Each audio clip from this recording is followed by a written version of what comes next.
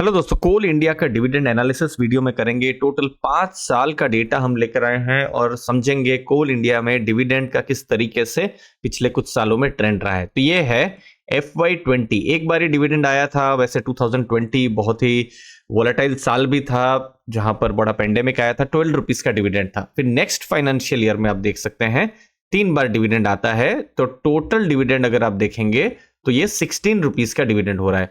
फिर next again financial year में 17 rupees का डिविडेंड हो रहा है। तो आप देख रहे हैं 12 से 16, 16 से 17।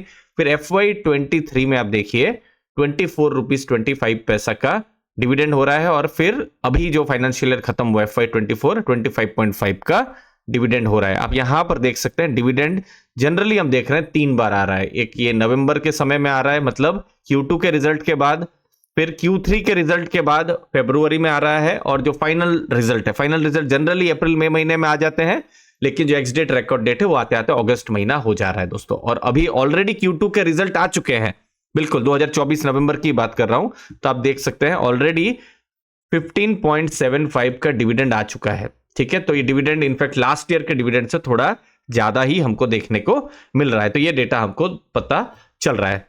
अगर हम ट्रेंड देखेंगे, बिल्कुल सिंपल, हमको जो देखना को अभी पता चल रहा है कि ये जो डिविडेंड है FY22 के बाद में ये जो डिविडेंड है और ज्यादा इंक्रीज हुआ है, और लास्ट फाइनेंशियल ईयर में भी डिविडेंड हमको बढ़ता हुआ नजर में आ रहा है जब हम कोल इंडिया की बात कर रहे हैं दोस्तों। अभी बहुत सारे डेटा और आने वाले हैं, dividend frequency, dividend yield, business, और भी इन सब चीजों पर हम डिस्कस करने वाले हैं। उससे पहले एक इंपॉर्टेंट चीज आप डिस्क्रिप्शन बॉक्स में देख सकते हैं, वहां पर टेलीग्राम की लिंक को आप चेक कर सकते हैं। वहां म्यूचुअल फंड की एनालिसिस हमने शुरू कर दी है। लेटेस्ट म्यूचुअल फंड के पोर्टफोलियोज हम वहां पर शेयर कर रहे हैं। एक स्ट्रॉन्ग कम्युनिटी है 4500 प्लस की, जहां पर म्यूचुअल फंड पर फोकस होता है, प्लस बिजनेस लर्निंग पर बहुत सारे लर्निंग मटेरियल हम वहां पर शेयर करते हैं। Personal finance, business analysis, mutual fund related आपको कंटेंट वहां पर मिलेंगे दोस्तों। मुझे उम्मीद आपको वैल्यू जरूर मिलेगी।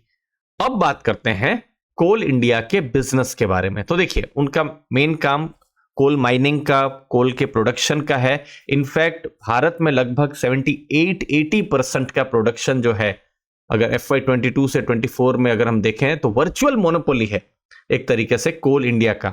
ठीक है, प्रॉफिट्स की अगर हम बात करें तो वो 2021 के बाद में इंक्रीज हुए हैं, जो कि ये भी थोड़ा बहुत हिंट दे रहा है कि डिविडेंड एक्चुअली में हमने देखा ना थोड़े बढ़े हैं।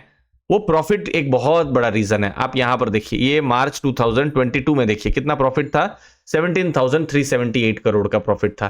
फिर देखिए 31,723 करोड़, और FY24 में 37,369 करोड़। मतलब आप देख सकते हैं 2 साल में प्रॉफिट डबल से भी ज्यादा हुआ है, और उसका इंपैक्ट हमने देखा कि डिविडेंड जो है वो भी बढ़ा हुआ है। तो देखिए, डिविडेंड जो होता है वो बहुत हद तक प्रॉफिट के साथ भी जुड़ा हुआ है। अगर कोई कंपनी प्रॉफिट नहीं कर पाती है तो डिविडेंड में ग्रोथ हो पाना मुश्किल होता है दोस्तों। नेक्स्ट कोल है, कोल इंडिया। अब कोल इंडिया किस पर डिपेंड करता है? पावर सेक्टर पर, क्योंकि 80% जो कोल जो सप्लाई होता है वो पावर सेक्टर में। तो भारत अगर ग्रो करेगा तो उसके लिए जरूरी है पावर सेक्टर का ग्रो करना, और पावर सेक्टर ग्रो करेगा तो कोल का भी यूज यहां पर रहेगा। तो 80% कोल यहां पर जो कोल इंडिया है वो पावर सेक्टर में सप्लाई करता है। अब अब एक मेगा थीम आ रही है रिन्यूएबल की, क्लीन ग्रीन एनर्जी की, सोलार पर बहुत ज्यादा पुश हो रहा है, तो वो भी है। लेकिन अभी इस मोमेंट पर सच्चाई ये भी है कि 75% पावर हमारे देश में, लगभग मतलब 3/4 पावर जो है अभी भी कोल से प्रोड्यूस हो रही है।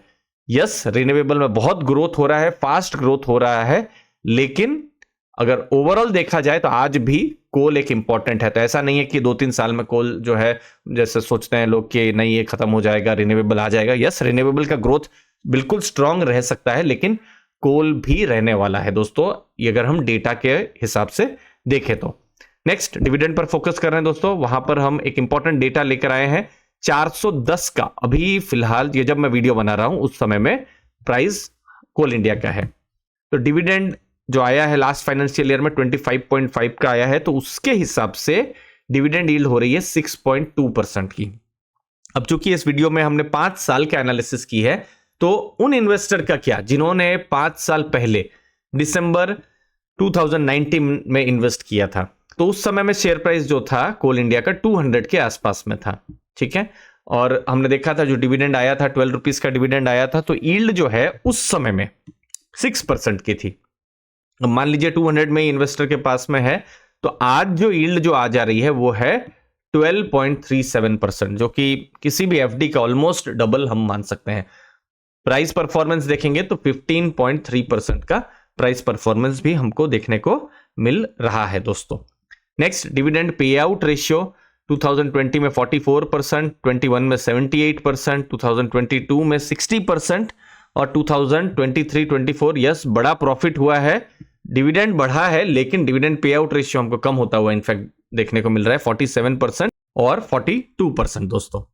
नेक्स्ट, डिविडेंड फ्रीक्वेंसी, कितनी बार डिविडेंड आ रहा है, तो जो हम देख रहे हैं पिछले कुछ सालों से, अब ये कोई जरूरी नहीं कि ऐसा ही होगा, बट ये ट्रेंड के हिसाब से जो हमको पता चल रहा है कि साल में मतलब फाइनेंशियल ईयर में 3 बार डिविडेंड आ रहा है। एक Q2 के रिजल्ट के बाद नवंबर, फिर Q3 के रिजल्ट के बाद फरवरी के समय में, और Q4 के रिजल्ट के बाद जब एक्स डेट रिकॉर्ड डेट आते आते अगस्त का महीना हो जा रहा है। तो इस तरीके से अब फाइनेंशियल ईयर का जैसे जो डिविडेंड है वो कोल इंडिया की तरफ से आ रहा है। तो इन द एंड लास्ट में कुछ इंपॉर्टेंट चीजें, फिलहाल डिविडेंड पे आउट रेशियो हमको 40 to 50% में देखने को मिल रहा है, लेकिन डिविडेंड इंक्रीज हो रहा है। हम ईयर टू ईयर एटलीस्ट 5 साल का अगर हम डेटा देखें तो इंक्रीज हो रहा है। डिविडेंड यील्ड अभी स्ट्रांग हमको देखने को मिल रही है। डिविडेंड अपॉर्चुनिटीज इंडेक्स में एक इंपॉर्टेंट पार्ट है कोल इंडिया में, टॉप 10 में नहीं है लेकिन उसके बाद में कोल इंडिया का नाम आता है। डिविडेंड का जो अमाउंट है वो इंक्रीज हो रहा है, लेकिन यस डिविडेंड का एक इंपॉर्टेंट चीज बिल्कुल ध्यान में रखिए, डिविडेंड्स प्रॉफिट्स के साथ बहुत जुड़े हैं। प्रॉफिट्स होंगे तो डिविडेंड भी इंक्रीज करेंगे। अभी Q1 Q2 में प्रॉफिट्स हुए हैं कंपनी के, अब Q3 में देखना है कि किस तरीके से प्रॉफिट्स होते हैं। प्रॉफिट्स होंगे तो हमको फिर डिविडेंड पर और ज्यादा डेटा आएंगे, हमको और पता चलेगा। अब देखना है कि जिस तरीके से ये देखिए आपकी स्क्रीन में ये Q2 और Q1 का जो है डिविडेंड आपको देखने को मिल रहा है, तो बड़ा प्रॉफिट्स तो हुआ ही है दोस्तों। अब देखना है Q3 में कैसा प्रॉफिट आता है और बोर्ड ऑफ डायरेक्टर्स क्या डिसाइड करते हैं, क्या फरवरी में डिविडेंड आ रहा है या नहीं, वो हमको उस समय में Q3 के रिजल्ट में पता चलेगा। अगर हम ट्रेंड्स को देखें तो आ रहा है, लेकिन फिर भी board of directors final decision लेते हैं डिविडेंड को लेकर। थैंक यू, धन्यवाद दोस्तों आपके कीमती समय के लिए।